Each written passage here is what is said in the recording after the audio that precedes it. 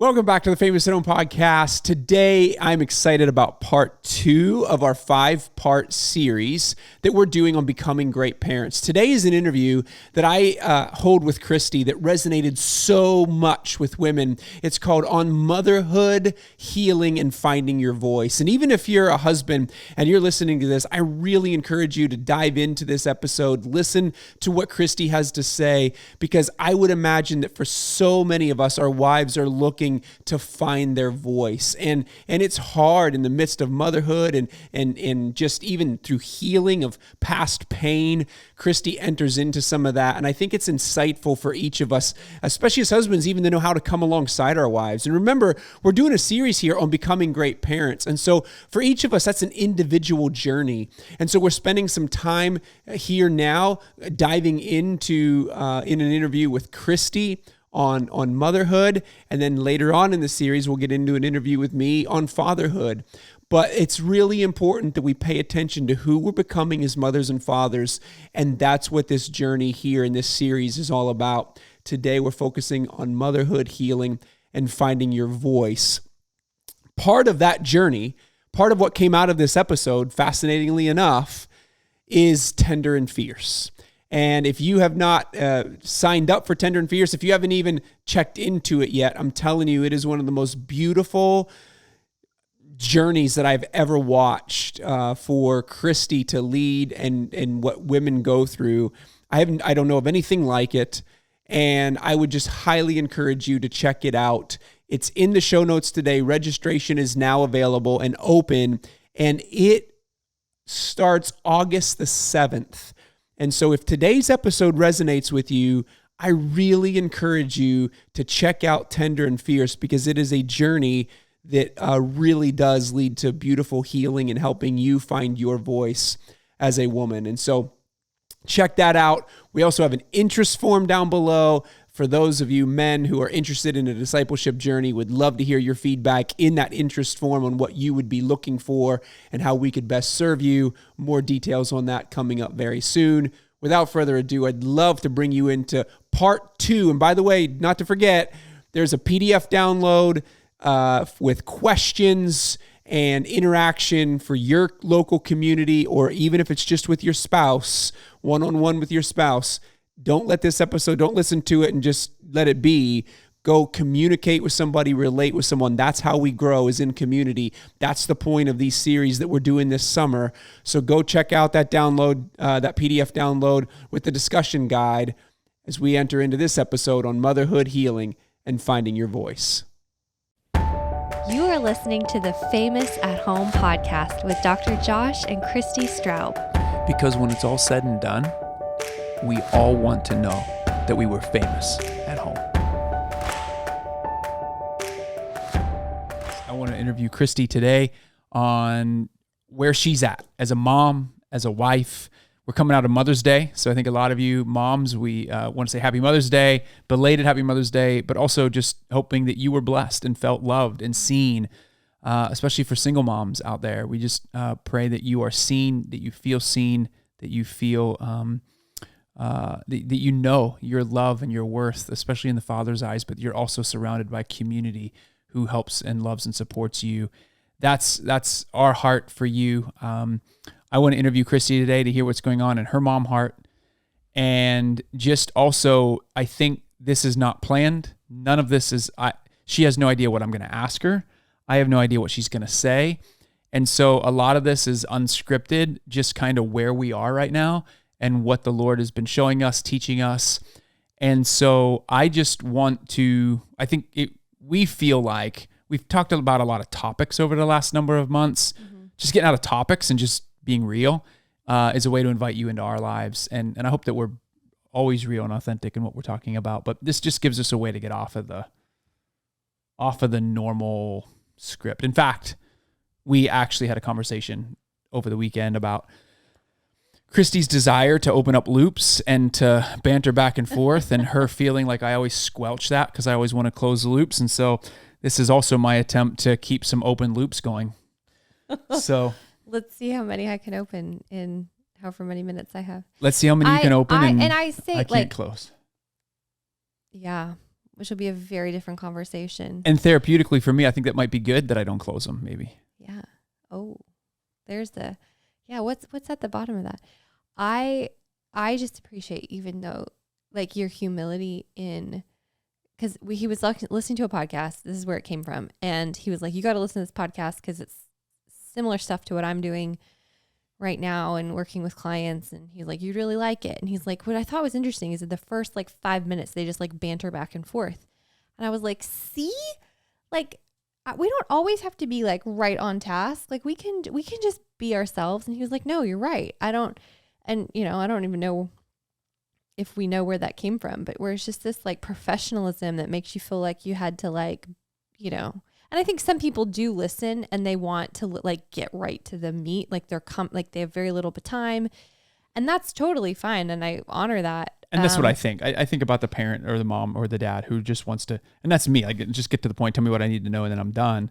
And maybe that's more so me than everybody else, but there is something special about hearing the story, Well, and just getting to know and knowing people. And I think like we do hear that a lot where people are like, I feel like you're friends, even though we've never met in person. And I love that. Like, I love that you feel connected to us, because I know we don't know everyone individually, but we feel connected to you. And because this is like our real lives. This is our real journey. And, it's an honor to be able to share that. But I just want it to be, we've had our podcast under different like entities before. And with that comes like restrictions on like what you can say. And not really, it's not like they're actually telling you that, but you feel it, I mean, you want to do a good job and you want to be careful.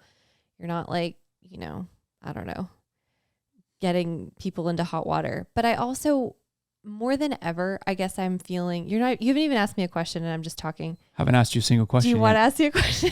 I was going to, but I don't know where you were going with that. I was just going to say, like, more than ever, I think I'm just realizing the importance in this hour of the world to speak up and to say boldly things that I might have kept pretty close to chest before. But realizing like people need to hear it, and not that like my voice is that important, but if it's something that I feel God's called me to, or something that I believe is true, then it needs to be said, and I don't need to apologize or make that smaller. And in fact, like that's what a lot of even my conversations with women I get to work with is about how we've had to make our voices smaller to fit into whatever environment we were in. And so you didn't even ask me a question, but nope. But I want to make your voice heard. So, yeah, I love this idea that making your voice heard is important, because even in this podcast episode I was listening to, and by the way, it was the Being Known podcast. Dr. Kurt Thompson was the podcast that Christi's referring to. Love Kurt so much and what he stands for and what he's doing. But one of the things that he talks about in there from a theological perspective is that we are a light on a hill. And I think that, I'm going to couple that with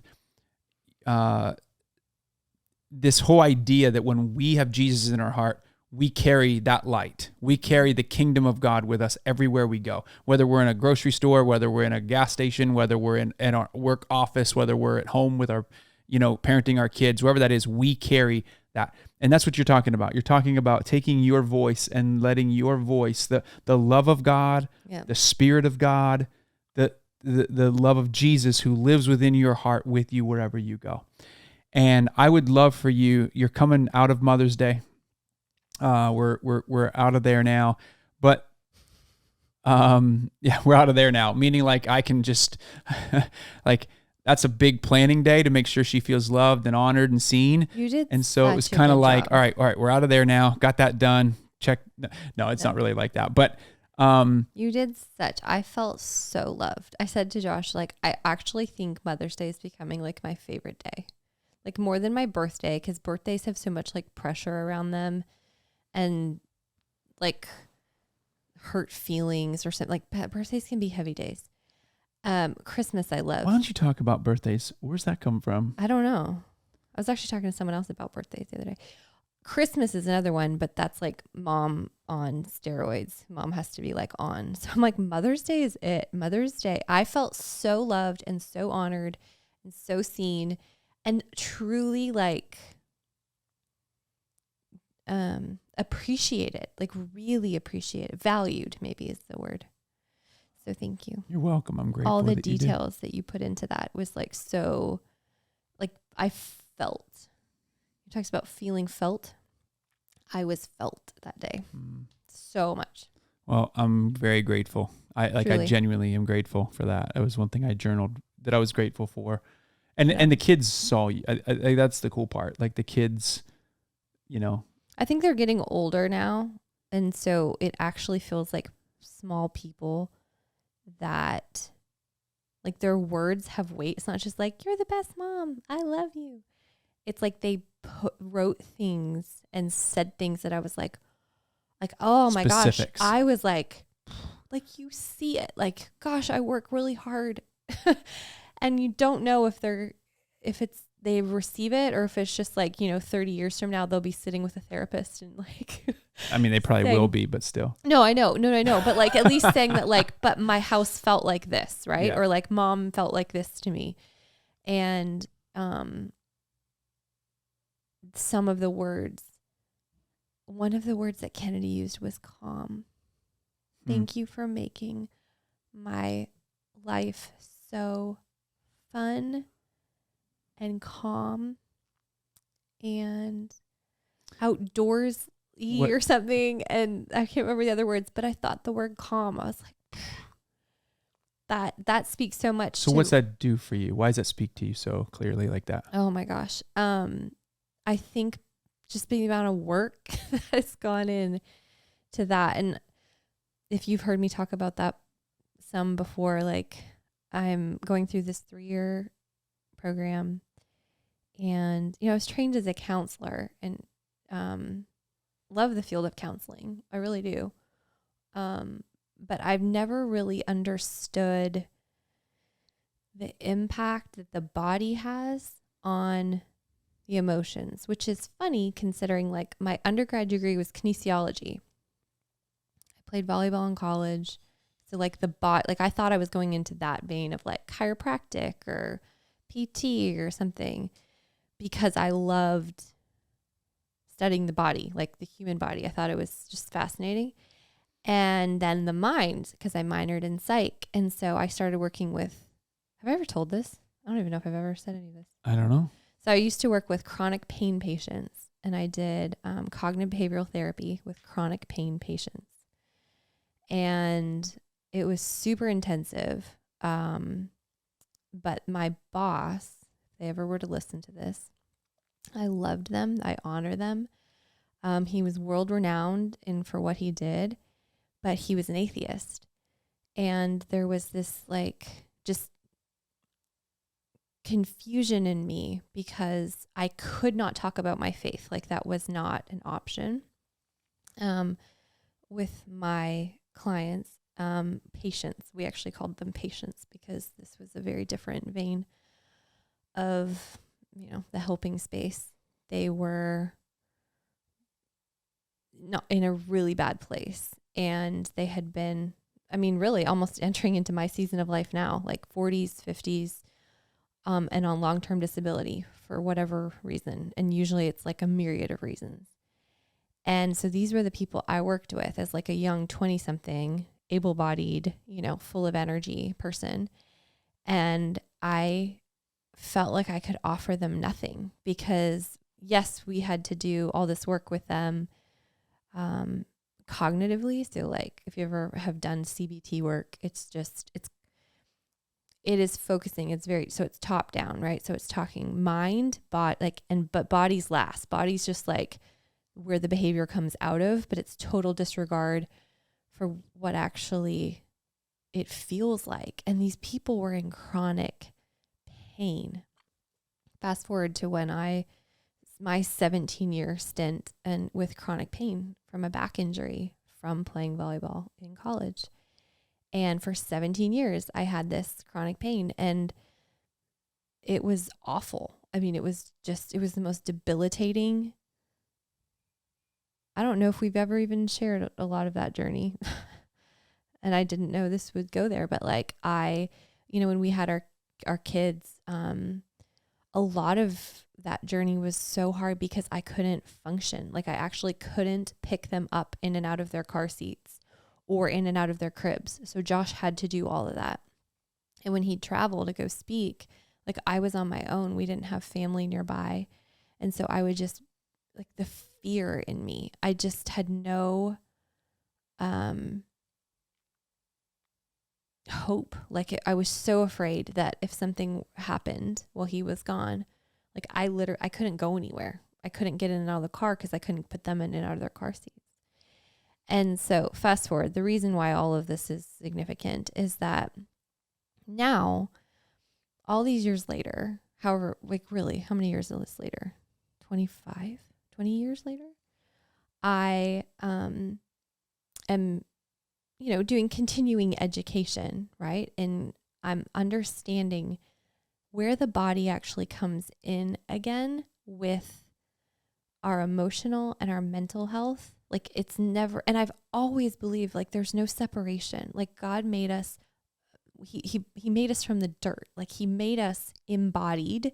Like we could have just been like floating spirits, but there was something physical and important about us being made from stuff, like with noses and ears, and like it was weird. And yet he speaks to us through our bodies. Like I think in church world have just sort of denigrated the body, that it's not important and that actually it has to be like mastered and like kept under submission. And then we wonder why we have all these people who are suffering from depression, anxiety, plethora of autoimmune disorders, and all these things that like are not being solved. And here I'm learning this understanding of how the nervous system that was built to protect us is affected by trauma, is affected by going through really stressful things or just living in a modern world, and realizing that I've basically lived in fight or flight my whole life because somewhere along the way, my nervous system realized it needed to do that to get out of danger or to succeed in some way, to overcome some sort of threat to my dignity or my connection or my felt sense of safety. And so I did that and it worked. And so it was like, cool, let's keep doing that because it worked. And so I'm connecting all these dots of where even my own chronic pain, like my chronic back injury, I went to every expert, every doctor, everything, every alternative medicine option, and no one could agree on what was wrong with me. And I really believe all these years later, it's because it was chronic inflammation because I was in a constant state of fight or flight, and the body can't rest and it cannot heal in that state. And so imagine, and you probably can imagine, because you're probably, if you're listening to this, thinking like, I relate in some way. I know what that feels like, because I think most of us do. I think the symptoms just come out different. But for me, it caused me to be on like at all times. And so I approached everything with just this sense of like, I need to like scan the horizons for threat. Like, okay, what's coming up today? Blah, blah, blah, blah. It was like that with my, raising little ones and toddlers, and then even into homeschooling, and realizing this rushed pace of life. It wasn't even a pace of life. It was an internal racing, and needing to just, succeed, like get on to the next thing. And so there wasn't calm, there wasn't peace, there wasn't stillness inside. And that was internal. Inside. And we felt it external too. Right. And so this is the very, very, very long answer to why that word calm means so much to me, because I've had to work really hard at bringing regulation back into my own body and honoring it, my body, like that, how hard it's worked, and also loving it back to life so that it knows that it's safe enough that it can be present and connect. And be there for my kids. You have, and I can imagine you're listening to this and you're like, man, I wish I had that calm. There's so much. We did an episode on hurry sickness just a few weeks ago. And I mean, there's so much that's hurrying us. And that can come from external. You said it was coming more internally to you.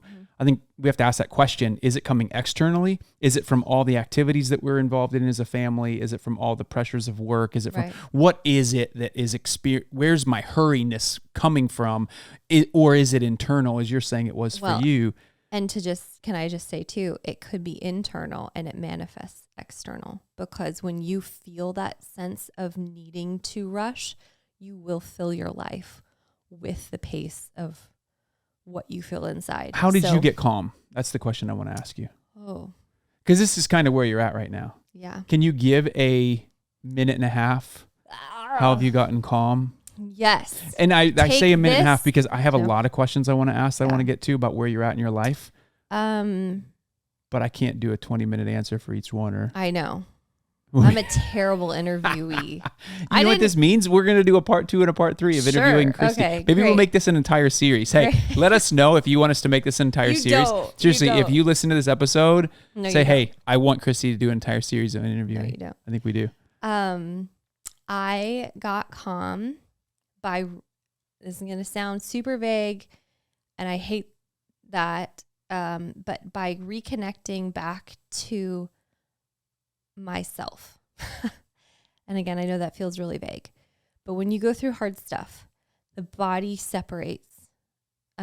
It's like the mind feels too much, or like your emotional brain feels it's too painful or just too much, like too intense.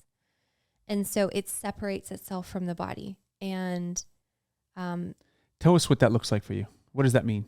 Tell us practically, like for those listening, like they're saying, hey, I want to get in touch with my body again. What would that look like? Yeah. So if I were to like sit with you, or, okay, so let's make it to me. So what does that, you experience something with a child or a friend, something that feels really, fearful, say, and someone were to ask you, like, where do you feel that in your body? Can you actually answer where you experience that in your body? Because usually we can't. Kids are good at it because they haven't separated from their bodies yet, but adults have. And so we can't say. Do you mind if I pause you? Yeah. You're teaching. That was beautiful. You're teaching. Sorry. Don't teach. I would love for you to, how have you personally connected with your body? What are ways that you recently have done that? One, like, what does that look like for you? Is because I know what that's looked like for you, but I'd love for you to share that with others. Like some of the things I do? Yeah. Okay.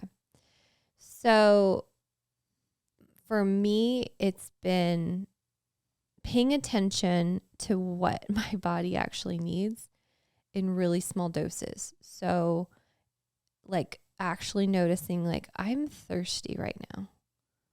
Whereas I don't know if it came as being a college athlete, like your needs don't matter. Like you're just not allowed to need things. Like you just obey. Like 6:45 practice starts, like you start, you go along with it. You have to go throw up, you go throw up because you're, like there's no need care. And so it's been returning that care back to myself. And that would be like those little things, like I'm going to go drink water, even though Micah's melting down. The kids are asking 18,000 questions about their schooling. And I'm like, I'm actually going to go drink water because I matter too. And I know that feels super small, but it is so significant. But I think those are the significant things that do feel small, that feel doable to people. Yeah. That's why I really would, Yeah. And so other things are, a lot of these are like practical exercises that allow me to connect back to, so like just giving myself felt presence, meaning like, hello body, I'm here for you. I'm not leaving you out to the wolves. So if I'm meeting with a client or something and they're saying something that makes me feel a certain way, like either gets me angry for, what has happened to them, or like I'm feeling feelings, it's actually comforting myself in that moment and realizing that I matter too. So even like little things like this, if you're watching on YouTube, you can see. If you're not, I'm basically just, it's as if you're like washing your hands, right? Just the sensation of just moving one hand over the other. And sometimes I don't like that because my skin feels really dry. And so then you can go up to your like wrists or your forearms. And I'm basically just putting sensation into my body. And it goes, I'm trying not to teach this, but into the survival brain that just, doesn't have to be even positive. It can just be neutral. But it just says like, I'm here and you're safe right in this moment. You're safe. And how has this helped you show up better, more calm for your kids? Let's pull this back to Kennedy saying, Mom, you're calm. Transfer that into what's that look like for how you show up with them? I don't think I realized how much my rushing or my like needing to get through things or get done things or accomplish things was out of my own lack of safety. Like I felt, because I couldn't have told you that like cognitively, like I feel unsafe when my kids need things from me. But that's really what it was. It was like my whole body was registering their needs as a threat to me, to my safety, to my felt sense of being safe. Cause like those infancy, toddler, like your needs are just totally put on the back burner, if not like in air quotes, not important because you're caring for the life of something that screams louder than you. And so for me, it's been having to retrain my survival brain that my kids are safe for me and that I can be safe with them. And that's the same with like friendship can trigger you like that. I've had certain friends that will trigger me like that. You don't. I guess in moments you can but typically you don't. You've always felt safe to me. But just, I never even knew what that was. Like, I didn't know, I just knew what it felt like. You just feel the experience of going to, fight or flight means you're ready to punch someone. Like, you're ready to fight for your survival. And I was doing that with my own kids. Like, not that I would punch them for my survival, but I would push them away in terms of like it's too much. So I need you guys to just go. Like I need, so there was not calm because I don't feel safe when they needed too much. If that makes sense. So what did you do practically? What else did you do practically with that? Because we homeschool, right? So they're here. They're here all the time. And so there's other practical things that you've done to do that. I might need you to like seed me things because I feel like so much of this has been so gradual. Well, and maybe, all this time. and I do think, well, here's what I do think. I think because I don't want to, I do think, so here's what we're going to do. I've made this decision. We're going to go next week. I think we'll do a part 2 because there's so much more that I want to get to. And I think you set the stage in this interview so let's just do a little bit more interviewing of each other and kind of where we're at in our lives. We can get into the schooling part, homeschooling part, scheduling part. That's kind of what I was getting into, like how you're seeing each child individually, how you're showing up for them so that they feel you're calm, each one individually. But I feel like this episode really was almost like a foundation. It just kind of got through your own healing process over the past little while. That's a good way to say it because it got to the deepest layer. Like we've all done the like strategies for like whatever, better systems in your home, all the thing. I've done all that and I've done work. Like I've gone to, I have a, whatever. I can talk about all that another time too. I have great people in my life. It's not like I have not sought out wise counsel, prayer, deliverance at times, therapy, different even like modalities. Like I've tried to follow the leading of the Holy Spirit in every step of like, what's the next step of my healing? Because I really was coming, like my body was actually not well. I think health wise, I was always okay. So, but like functionally, like I was not good. And so this has been a true, like, we were just talking about this the other day. Like the very fact that when we moved here to Tennessee, I was not able to walk around our little, like a little half block here. And like I couldn't. Because of your back. Because of my back. Like I couldn't function. And our kids were 1 and 3 at the time. Yeah. And so for, you know, fast forward. And that's the hard part is like, I hope, you know, for those that are listening and you're in the middle of like a really hard journey, I hate when it's like people gloss over all the middle, because that was the part that that's where you are and that's where you needed encouragement. That's where I needed so much encouragement. And I do remember one piece. I was going to a pelvic floor PT who's now become a dear friend. But she said to me after I sort of graduated from her care, she was like, Christi, the one thing about you is that you have no quit in you. And that meant a lot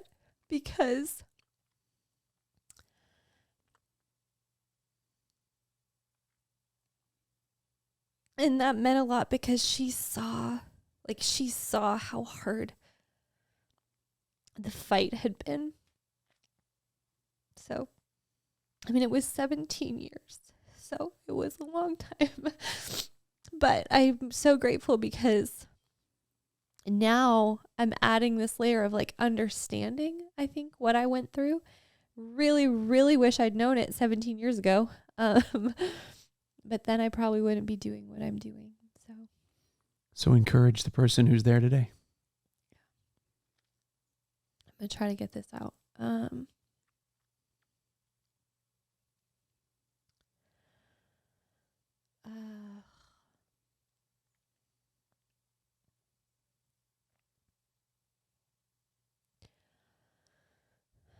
I want you to know. I have to pause this for a sec.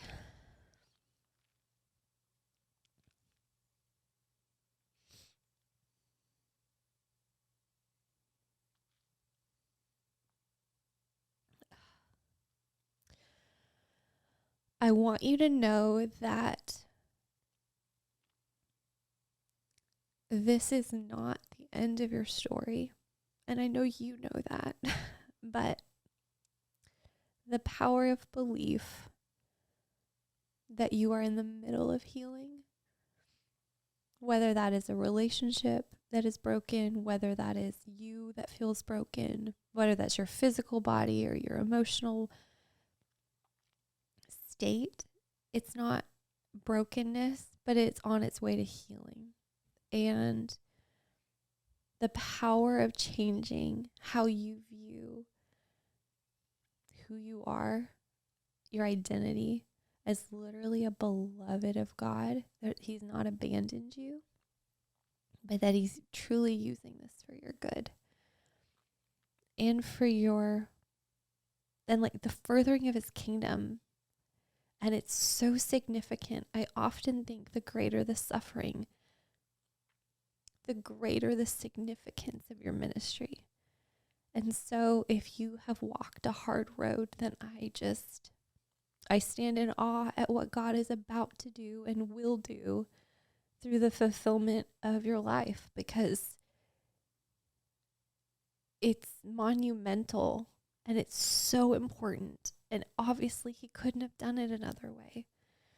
And so, while I'm obviously grateful that I'm in a place now that feels better than it did then. And I really mean that. Like, I really am truly grateful. And I don't take it for granted. I really feel like I've known God because I've walked through it. And I've probably only shared, like 5% of the depths of it. But like, part of that story is just sacred. It's just like your story. Like, I don't know that all of it ever needs to be shared. I don't even know if we could put words to it if we all tried. Because some of it's just deep and sacred and holy. And we might never know until we reach heaven the point of it all or the purpose of it all. We might get glimpses of it. But you are seen and you are held. I think that was the thing. I felt abandoned a lot. Like I was just on my own and searching for answers. And I look back now and it was like he had already had the steps laid out before me. I just needed to keep following the next one instead of trying to like run in circles and solve it on my own. And so it was been a greater dependence than I've ever known. And so I pray that for you too, because that's, once you learn that, your whole life is transformed because you're his. And then you just walk in obedience to his will. And that's when you see the fruit. Part 2 coming next week. Keep in mind, until next week, that the greatest red carpet you will walk is through your front door. Keep being famous at home.